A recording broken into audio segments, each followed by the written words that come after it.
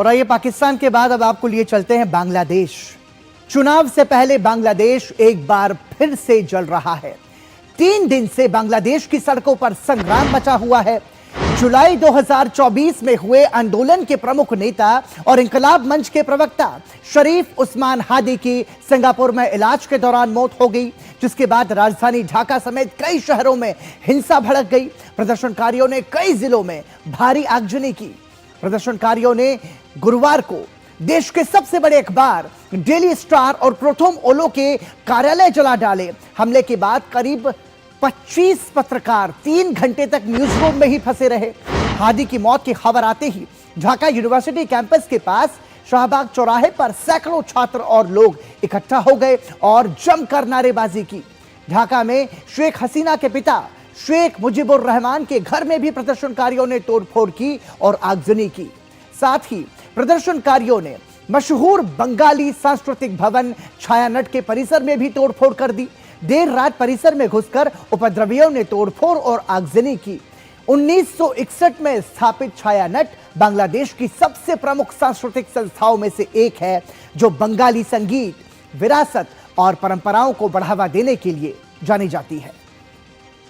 और पूरा मामला यदि आपको बताएं तो 12 दिसंबर को विजयनगर इलाके में चुनाव प्रचार करते वक्त नकाबपोश बंदूकधारियों ने हादी के ऊपर अंधाधुंध फायरिंग कर दी, जिसमें एक गोली हादी के सिर में लगी और हादी की हालत खराब होने के बाद एयर एम्बुलेंस से सिंगापुर भेजा गया था, जहां इलाज के दौरान हादी की मौत हो गई। मोहम्मद यूनुस ने टेलीविजन पर राष्ट्र को संबोधित करते हुए कहा कि हादी के हत्यारों को जल्द पकड़ा जाएगा, हत्यारों के प्रति कोई नरमी नहीं बरती जाएगी। मोहम्मद यूनुस ने लोगों से शांति बनाए रखने की अपील भी की है।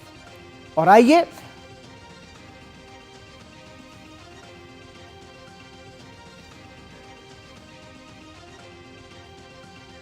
तो आपको बता दें कि उस्मान हादी की मौत से बांग्लादेश एक बार फिर से सुलग रहा है। ढाका समेत कई शहरों में हिंसा हुई है और इस हिंसा की ये तस्वीर हम आपको बता रहे हैं। उस्मान हादी की मौत के बाद ये पूरा बवाल मचा है और आपको बता दें कि उस्मान हादी का अंतिम संस्कार भी वहां पर हुआ। और अब आपको बता दें कि कौन था उस्मान हादी।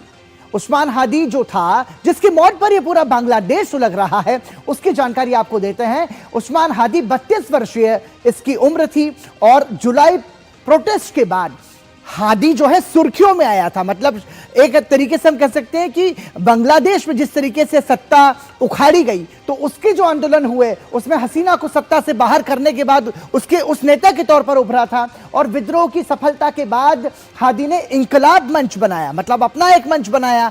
फरवरी 2026 में होने वाले चुनाव में हादी ने लड़ने का ऐलान किया। मतलब एक युवा चेहरा जो कि एक विरोध के बाद में सुर्खियों में आया और ढाका 8 निर्वाचन क्षेत्र से अपनी उम्मीदवारी का ऐलान भी कर चुका था। हादी का जन्म जलकाटी जिले में हुआ था और 32 वर्षीय उस्मान हादी, जिसकी वजह से हम यह कह सकते हैं कि इस वक्त पूरा बांग्लादेश जल रहा है। और तो और यूनुस सरकार ने बांग्लादेश में राष्ट्रीय शोक का भी ऐलान किया है। तो मतलब एक तरीके से उस्मान हादी की जो खबर है वो एक ऐसी खबर है जिसके बाद बांग्लादेश एक बार फिर से हिंसा और आग की लपटों में झुलस रहा है। और अब आपको बांग्लादेश से आई एक ऐसी खबर बताते हैं जिसे देख पूरी दुनिया सकते में है।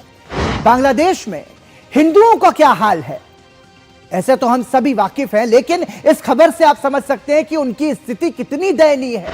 हम आपको तस्वीर दिखा नहीं सकते क्योंकि ये तस्वीरें आपको विचलित कर सकती हैं, लेकिन इस घटना की कहानी आपको बताते हैं। बांग्लादेश में कट्टरपंथियों ने कथित ईश निंदा के आरोप में एक हिंदू युवक जिसका नाम दीपू चंद्र दास है, उसे भीड़ ने पीट पीट कर मार डाला, यानी कि उसकी हत्या कर दी। मृतक के शव को पेड़ से बांधा गया और आग लगा दी गई। इस घटना के दौरान भीड़ धार्मिक नारे लगा रही थी। हालांकि बाद में बांग्लादेश की अंतरिम सरकार के मुख्य सलाहकार मोहम्मद यूनुस ने एक्स पर पोस्ट कर बताया कि दीपू चंद्र दास की घटना में संदिग्धों की गिरफ्तारी हो चुकी है। और यूनुस ने कहा है कि इस क्रूर अपराध में शामिल किसी को भी बख्शा नहीं जाएगा। तो मतलब हम आपको कह सकते हैं कि जो है हादी, जिसकी मौत से पूरा बांग्लादेश सुलग रहा है। और उसके बाद में अब जो अपडेट फिलहाल सामने है कि जो इसमें शामिल थे हादी की हत्या में, उनकी गिरफ्तारी वहां पर की गई है। ज्यादा जानकारी के लिए सीधा रुख करेंगे हमारे सहयोगी नवल सिंह परमार का, जो कि ढाका से हमारे साथ जुड़ रहे हैं। समझना चाहेंगे नवल, हम ये सबसे पहले तो आप ये हमें बताएं कि फिलहाल वर्तमान में बांग्लादेश जो है वो उस्मान हादी की मौत के बाद में हिंसा की आग में झुलस रहा है, और अब गिरफ्तारी की बात भी कही गई है। देखिए, आज दोपहर 2 बजे के बाद ये उस्मान हादी के जो शव है उनका अंतिम जो क्रियाकर्म है वो हुआ, और उसमें बहुत बड़ी संख्या में लोग इकट्ठा हुए। ऑलमोस्ट सभी पॉलिटिकल पार्टी के नेता भी वहां पे थे जी। लेकिन जो ये घटना हुई और उसके बाद 3 दिन से जो बांग्लादेश में हिंसा प्रदर्शन जो हो रहा है, तो उस्मान हादी की मौत एक निमित्त बना है। लेकिन ये जो एक निमित्त भी है और बहाना भी है। अदरवाइज पहले से ही बांग्लादेश में हालात जो है, जो पॉलिटिकल पार्टियां है, जिस तरीके का पॉलिटिकल अलाइनमेंट है, उन लोगों को कोई ना कोई निमित्त चाहिए था जो उस्मान हादी की मौत के रूप में मिला है। और जो माहौल अभी बना है उसमें जो भी स्टेक होल्डर है बांग्लादेश में अभी पॉलिटिकल स्फीयर में, सब लोग जिम्मेदार है। 2 दिन पहले प्रथम आलो और डेली स्टार न्यूज़पेपर के जो उनका भवन है उनको जलाया गया। काफी बड़ी वारदात मीडिया के फील्ड में माना जाता है। और 25 के आसपास पत्रकार जो है सत पे फंसे रहे 2-2.5 घंटे तक, और आर्मी और अग्निशमन दल आया और उसके बाद उन्होंने उनको बचाया जी। लेकिन जब ये फंडामेंटलिस्ट एलिमेंट्स जो है वो पिछले 1-1.5 साल से सोशल मीडिया में अपनी अपनी स्टेटमेंट देते थे, बयानबाजी करते थे, या जो एक वैचारिक तौर पे हिंसा फैलाने की जो उनकी जो साजिशें चल रही थी, तो मीडिया जो है वो साइलेंट रहा, वो उनको तूल देता रहा। उसको जो कंडेम करने का कोई भी मीडिया जगत के लोगों ने साहस नहीं दिखाया। लिबरल फोर्सेस जो है बांग्लादेश में, सिविल सोसाइटी और लिबरल फोर्सेस, वो बहुत ही श्रिंक हो चुका है। और कहीं ना कहीं मीडिया भी उनके जो फंडामेंटलिस्ट के जो प्रोपेगेंडा चल रहा था, वो प्रोपेगेंडा को तूल देने में मीडिया भी जुड़ा हुआ था। तो अभी जो वैचारिक तौर पे हिंसा की बातें चल रही थी और वो वर्ड्स में जो हो रहा था वो एक्शन में आया, और उसकी जपट में सबसे पहले मीडिया चढ़ा।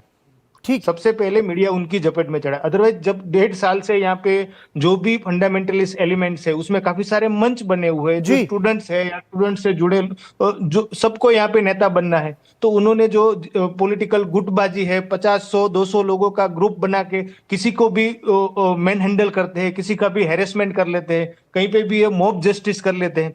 उस टाइम पे मोर और लेस देखा जाए तो मीडिया जो है बांग्लादेश में, मीडिया वो साइलेंट रहा है, उसको कंडेम नहीं किया, उसको क्रिटिसाइज नहीं किया। पॉलिटिकल लीडरशिप भी अपनी जब जहां पे उनको सहूलियत है, उनको जब बेनिफिट मिलता है तो उसको वो सपोर्ट करता है। लेकिन जहां वो लोगों का क्या होगा, डेमोक्रेसी का क्या होगा, डेमोक्रेटिक इंस्टीट्यूशंस का क्या होगा, डेमोक्रेटिक इंस्टीट्यूशन पे जब अटैक हो रहा है, तब भी मीडिया और बड़े जो पॉलिटिकल स्टेक होल्डर है वो सब चुप रहे। उसी का ये नतीजा है कि आज मीडिया के ऊपर अटैक हो रहा है या वायलेंस हो रहा है। बिल्कुल, और सांप्रदायिक हिंसा की आग में झुलसता हुआ बांग्लादेश है, जो तस्वीरें हम देख पा